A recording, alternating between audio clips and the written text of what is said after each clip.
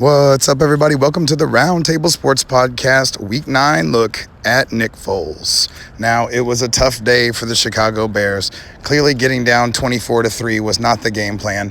And while the Titans aren't a dominant defensive unit, they certainly have some D linemen that gave the Chicago Bears offensive line trouble. And if I was going to point at anything this season, it wouldn't necessarily be at Nick Foles or Mitch Trubisky at all.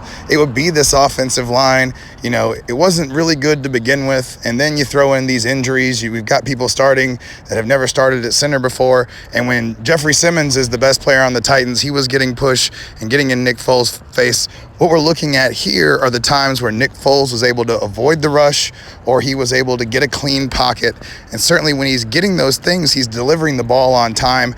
I wish they had more time to go down the field. Allen Robinson absolutely looks healthy.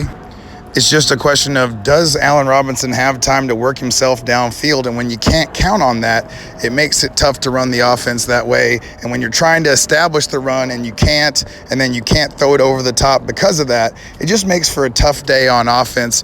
I love the way the defense has been playing. I love David Montgomery and Allen Robinson. I just need more line play. I just need more protection and more holes for everybody to run through. It's just the sum of the whole parts hasn't worked out to this point, and we need to see more from this Chicago offense if this Chicago team is actually going to do something in the playoffs. I think they have a caliber defense that is worthy of such an appearance, and you know what? They're going to play tougher defenses. It's just with the quarterback play, with the line play, and with the lack of game plan on top of that, I just haven't been impressed by what I've seen from the Chicago offense, and I had expectations for this offense, especially for David Montgomery. He has consolidated a lot of the touches, but they just haven't been able to do a whole lot with them.